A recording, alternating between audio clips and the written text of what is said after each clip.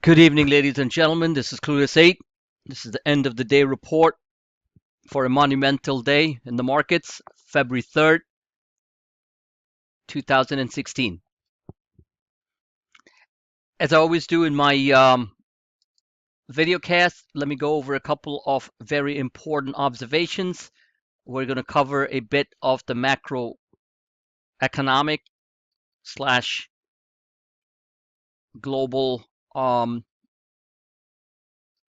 financial reasons. Um, and then we're going to get into technicals, a bit of the behavioral stuff of what's going on, and we're just going to understand, and possibly do some forecasting as to what we might think will happen over the short term. Saying all that, what you're seeing behind you is the representation of the guts of the market, which is the S&P index futures, the E-minis. A couple of very important reminders to all members and free trial subscribers, and these are important. Every single member and free trial subscriber who enters my service has to realize that my work and content, very detailed and precise work and content that I'm delivering on a real-time basis, actionable trade alerts, Periscope broadcasts, charts, breaking news analysis, personal comments on both the Twitter feed, the real-time Twitter feed, as well as the constant engagement with my members in the members public chat room, in the trading room, is critical for your trading and investment success. What you all need to do from your end, for your own benefit, not mine, is you need to look at the charts, review them, understand them, and then act on them. It doesn't take that long.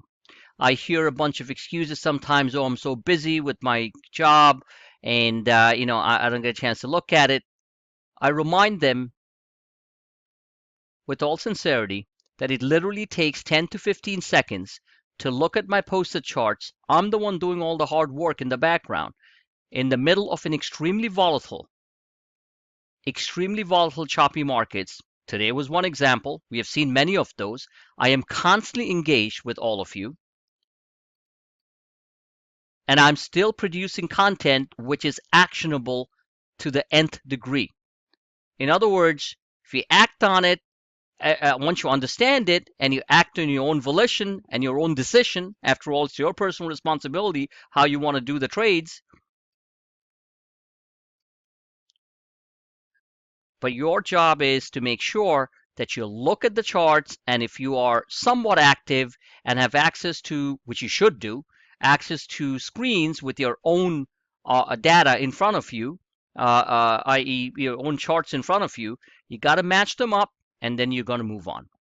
What I find bewildering and very confusing, as not just a professional trader, but as a person, is to how traders, and there are a bunch of them, I don't know how many, trade this type of market or any type of market, but more so this type of market, which is completely computer algorithmic, high frequency driven market, trade without consulting and looking and reviewing their own charts, as well as looking at my precision stuff that I'm delivering on a timely basis. It's just mind-boggling to me. Sometimes I hear comments in the chat room about specific stocks. Wow, look at that stock, it's completely getting nailed or crushed or whatever the case may be. And I scratch my head and wonder, does that person actually know what's happening in the market at that time? That we are seeing 300-point drops and then reversals, mass scale institutional force margin selling that's coming through, which I explained very clearly, by the way, that there are certain sovereign wealth funds out there. And if you don't know what sovereign means, please look it up. Okay, this simply means country, states, nation states, sovereign wealth funds, and small, maybe mid-size, or even large hedge funds, which are undergoing tremendous pressure because of falling oil prices, because of issues with credit, with credit spreads have widened over the past couple of weeks. Credit default spreads. If you don't know what that means, please look it up. Best way to do the get the definitions is go to Investopedia, and and then and then realize you can't look at an individual stock. Doesn't matter what it is. Doesn't matter how strong that company is.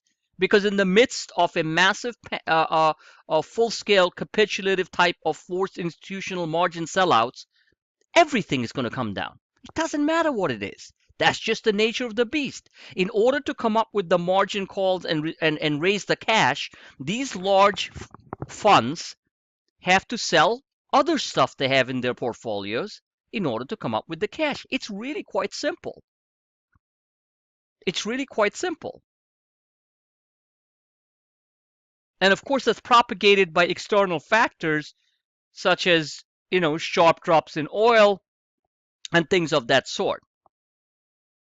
So, the key point is, in order to benefit yourselves, underline that word, you will need to understand and maximize the power of my charts that I put out there. Because after all, I'm a chartist. I know a heck of a lot about fundamentals on companies. I understand behavioral economics much better than most people out there. And I also have a very strong grasp of global macroeconomics and finance, which helped me guide me through all this, all the perfect storms that hit the market.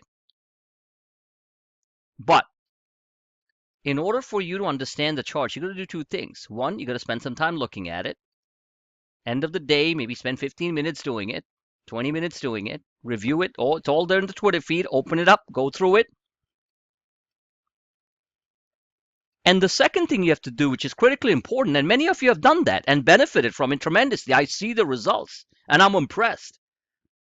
And congratulations to those who have graduated to that level of understanding, is they have all taken either single or advanced group coaching sessions, period. And all the rest who haven't, I have nothing to say. I have given out free coaching sessions. I put them out there sometimes, and I'm going to stop doing that because it's unfair on the people who are paying that small amount of money to take these 1-2 hour sessions. I charge for a 1 hour session, which is, I charge a ridiculous amount anyway, ridiculously low amount, and then it goes on for like 2 hours. And I even put some of them out there because I want to help people understand what it is. And despite all that, there are many of you who are so stubborn who won't sign up for these 5-pack discounted sessions and join them. So I just scratch my head, and honestly, I have nothing to complain about because personally speaking, I'm not responsible for how you do in the markets. Neither just the way you don't care if I lose money or make money. And I personally, I'm a great guy. Believe me, and I'm a decent guy. People who know me, they know it well. But I personally don't care whether you're losing money or making money because my job, I'm doing it perfectly well, which is providing you with some very powerful content that if you took the time and energy to understand, you would be the final beneficiary of that. That's all I have to say. Saying all that, let's take a look at the S&P minis that's behind us here. I've shown this chart before, and you can see it clearly. Here was the high at 2134 on the index futures back in May of 2015, and since then we are moving sideways. And we had the huge flash crash right here. Okay, that was back in August 24th. Then we had a huge volatility move up here, created a second low, higher low. Anyway, it's like a double bottom right there on September 29th, and then we took off like a rocket. I have covered this extensively in my other video cast, but it's worth repeating. This was a humongous move. And by the way, all these things also happened. There was a junk bond default. This was the Ebola crisis, fear about the whole junk bond industry, high yield bond getting into it's a major trouble, which obviously credit crises are the most dangerous things in the world, and market seize on that type of news, like happened back in 2008. So obviously we don't want to see that happen.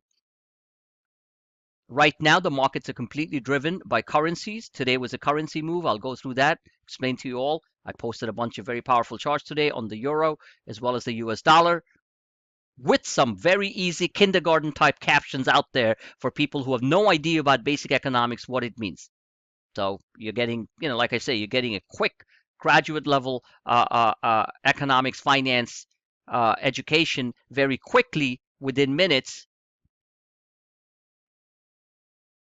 during market hours and on my service. But anyway, so you got a double bottom here, massive move. Then we had this big volatility cycle, and then the complete collapse that started. After the second half of December, we had the little Santa rally, and then came January, and see you later, right? And this is the see you later story, and that culminated in a low of 1800 or so on the S&P, 1804 here on the E-minis, and this is where we are today. When you look at things in perspective, it really doesn't look like much, right? Despite the fact that we had a what's today, the third? Yeah, we had this powerful drop, which actually started off on the first, um, from the 1940 level, which I had predicted was going to be resistance. Look at my past stuff. It looked like it was going to break out, but that resistance held because this was the last supply point right there. Remember, supply points are important, and that's what resistances are. Those are big sellers. I mean, there's a liquidity event going on here where there's lots of resistance, lots of supply. In other words, stuff to sell. And that's exactly what happened here. Then we collapsed today down to that 1860 level on the E-minis. We're going to look at the S&P 2 in a minute. And then now we are here after hours. S&P futures are up 11 points. And this is where we are right now at around 1920. And looks like we are going to engage the upper end of the Bollinger. Again, the resistance here at the downward sloping 34-day moving average at around 1950. If we break above that, the next level is 1988 on the E-minis. And let me just put up the S&P. Well, I'll do that in a second. So these are levels that you have to look at. This is an extremely volatile market. And overnight, what happens, we cannot control. It looks like we might have a tradable bottom in oil today. And the reversal hammers were extreme, what we saw. We benefited from that tremendously because I kept people engaged, both on the short and the long side. There were huge profits to be taken, tactical profits, and I congratulate everyone who did that. So let me see here. I had some drawings here and show all drawings. Perfect. Bingo. Like magic. So I drew these channels here, rising wedges, falling wedges. Okay, you can see that. These are falling wedges right there. Okay, rising wedges break down, falling wedges break out. And that's exactly what's happening. These channels that we're looking at here, which I've shown previously, are extremely important because what we're doing right now is we slipped out of the channel. We tried to enter the channel, and then today we actually managed to somehow squeeze in, and this is where we are right now. So the way I look at it, just my style of working, is that these channels, once we enter the channel, the upper end of the channel is 1975. I've done this for many years, and when I've drawn these, they tend to get there. Just the way it is. Now, what happens intraday, I can't control. I don't control anything anyway. So the bottom line is these channels are important. Upper end of the channel is 2003. That's the overshoot of the 50 moving average, 50-day moving average, simple moving average. And then right there you have this Bollinger's getting pinched. You can see that they're starting to get pinched. This video cast is going to end in a few seconds. I'm going to start the next one. It gets pinched really hard, and then I think, from what I'm thinking, is that at that point it's going to break out instead of break down. But we'll see. But this certainly is a constructive pattern, and it looks pretty damn good for now to get towards that 1940, 1950 level. Let me continue in the next video cast. Thank you for listening.